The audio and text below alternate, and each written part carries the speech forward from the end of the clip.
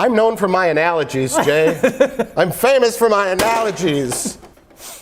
I mean, the film sort of reminded me of an Applebee's in the way where you go into an Applebee's and it's very like fake and manufactured and corporate. It comes off like when an athlete hosts Saturday Night Live. You see, I see Michael Bay films, especially the Transformers films, as like a bully. It's like a McDonald's cheeseburger. It's imitating a burger. This movie was a cinematic bowel movement for me. Like a person with a perfectly clean house, like seeing just a spot. It reminds me of, it's like fast food of movies. Like listening to a song where the singer is really singing horribly and the beat is all wrong. It's like the Italian restaurant that the mob uses as a front, dragging you on a slip and slide filled with schmaltzy, gooey material. Like a track race or sprint guy was running, it just stumbled a little and kept going. It's like two puzzle pieces that kind of fit, and you kind of jam them together. It's like politics,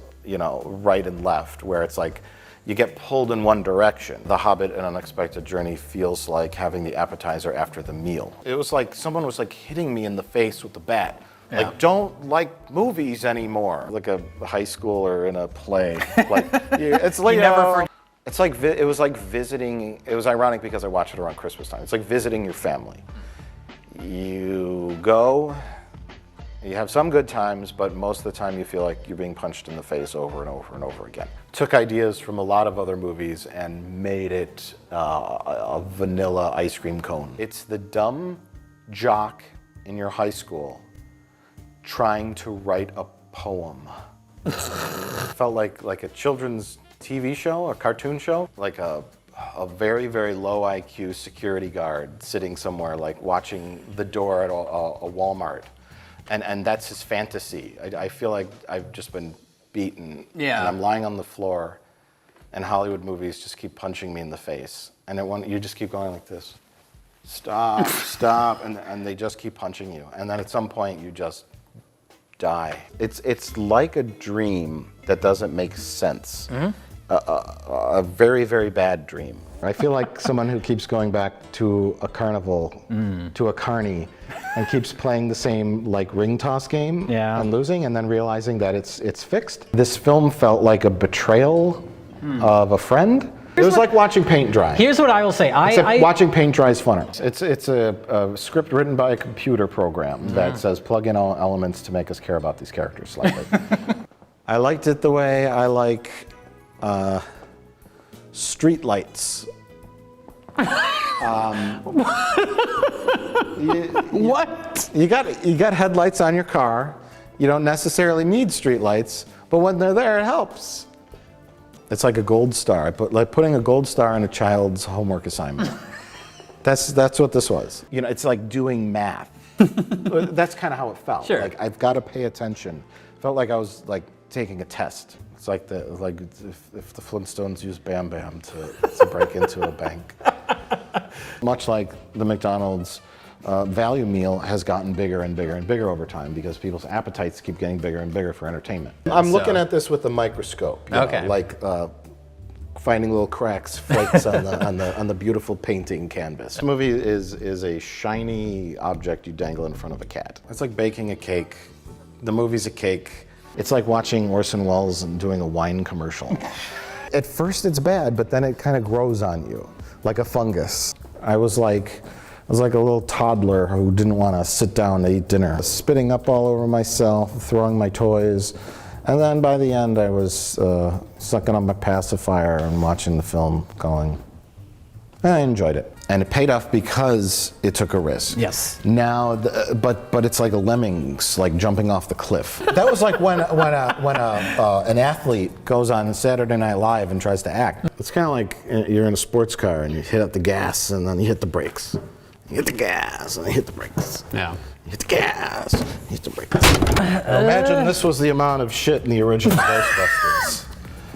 The new Ghostbusters, imagine a Twinkie 15 miles long, weighing 35,000 tons. This is taking all those elements that worked and putting them into a wonderful blender and making some really great smoothie out of it. It was like someone had shocked a corpse. You know what I mean? And then Sure. we're all just kind of sitting there, and then he said, beep. And the last two films felt like I was walking into a grave. The Hindenburg, the giant DC logo on it. Like, oh, the meta-humanity. It's almost like throwing shit at the wall to see what sticks. Like, is the equivalent of dog food to an actual dinner. It was like being in a theater with a bunch of perverts watching porn. Well, they've taken bad chances. That's like when Austin Powers asks for a hit on 20. Those terrible DC movies are like just giant, like juggernaut, no pun intended, powerhouse, destructive trains that are just out of control on the tracks. It's like, ah! It seemed like a sci-fi film written by like a weightlifter. Pablo Picasso did not have 6 guys in suits going like this with brushes on his painting. He's like, get out of here! Get the fuck away from my paintings! It's like steering a gigantic ship. It's like, I mean, DC's headed towards the iceberg, but the Marvel ship is. It feels just like your dumb kid brothers imitating you. Yeah. When you're doing it with like style and class and kind of coolness. Yeah. World War I is just it's just a metaphor for the internet. The book is like a giant, I'm gonna use a metaphor. It's like a giant stew pot, right?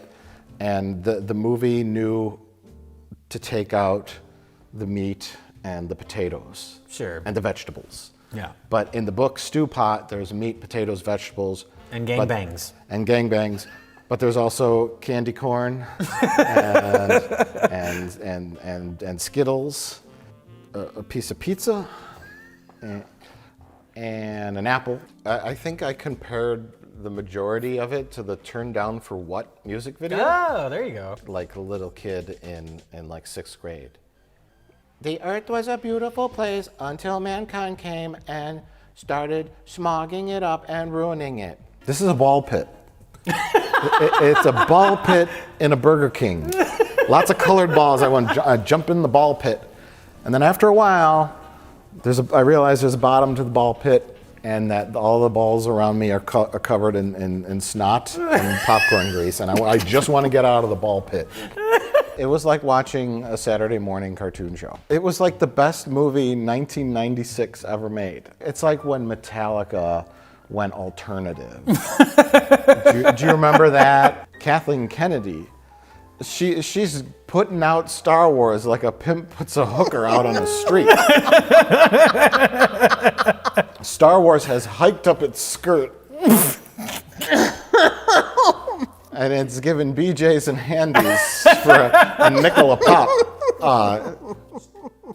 And Kathy's counting the money in a dingy hotel room. And that's my best analogy. It's like antimatter. It's like someone shot John Lennon, Paul McCartney, and George Harrison all in one night. It's like Beatlemania. Make another Beatles reference. It's like cutting your heroin with like sawdust. You know what I mean? Spielberg schmaltz is like smeared across the screen like you took peanut butter all over the screen. Yes, it's like a tackle box. Like in Rogue One. Yes. Where it was like a football player wrote it. You know what I'm saying? It almost feels like you go into battle having known you've lost the war already. You know, it's a good analogy. White trash winning the lottery. It's like you're sitting in a nice warm jacuzzi and someone just comes in and just dumps ice water on your head for a moment. Yeah. Then goes away and then the jacuzzi gets warm again. Then they come back and dump ice water on your head.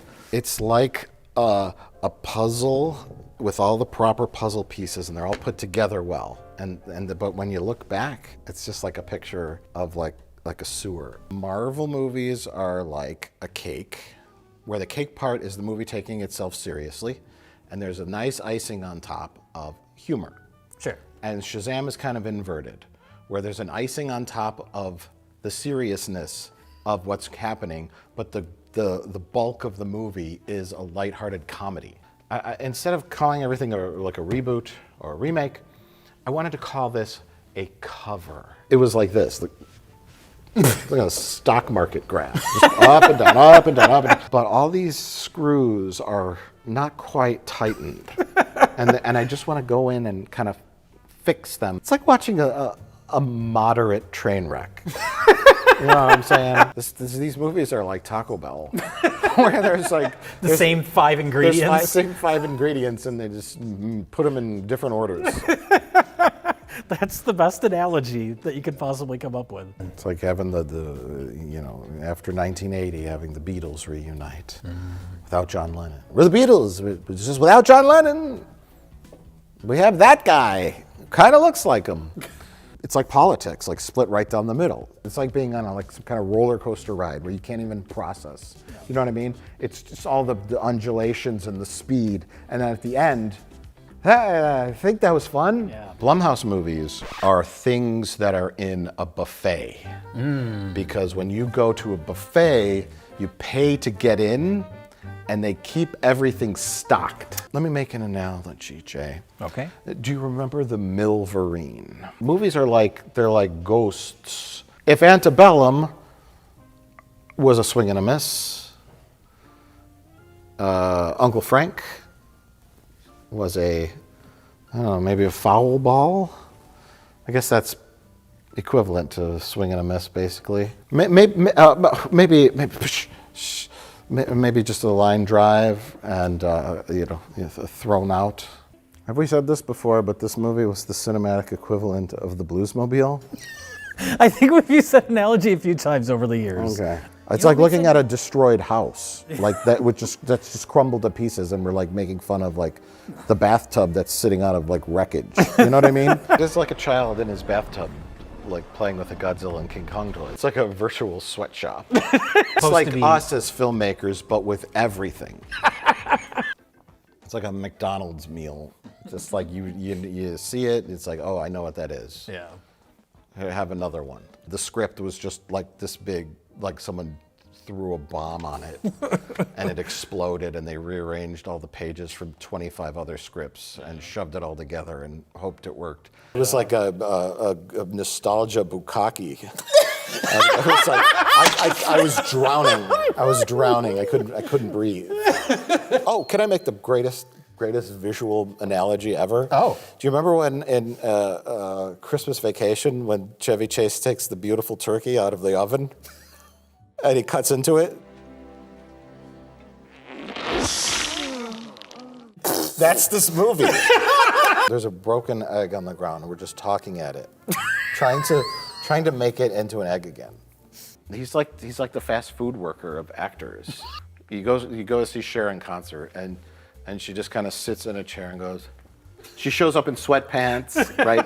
She doesn't get dressed up. She doesn't do makeup or hair. Yeah. She just shows up in sweatpants and like a t-shirt with stains on it. Sits in a folding chair and goes, "If I could turn back time." That's like the equivalent of what Bruce Willis is doing. This Moonfall movie feels like a walking corpse. It's like the difference between having stage 4 and stage 1 cancer. It's like stage 1's better than stage 4. It's like looking at a M.C. Escher painting. You know, a lot of their skits are hit and miss for me. It's like Russian roulette. 3 bullets in a 6-chamber gun. It's like half and half of the time. I guess that's a bad analogy. It's that guest that leaves a little bit too late from your party. Who's a really nice guest and really entertaining and fun. The 2018 Predator movie, which was like diarrhea on the screen. The blockbuster is almost as extinct as dinosaurs themselves. He's actually Space Cop in the first scene. It was done with like the pinpoint precision of a guided bomb. Halloween Kills is something only Divine would eat. It was like we were driving in a race car and they just hit the brakes. Yeah. We got out and then we went and got on like a slow moving bus. Oh, that was an analogy. God, I'm so stupid.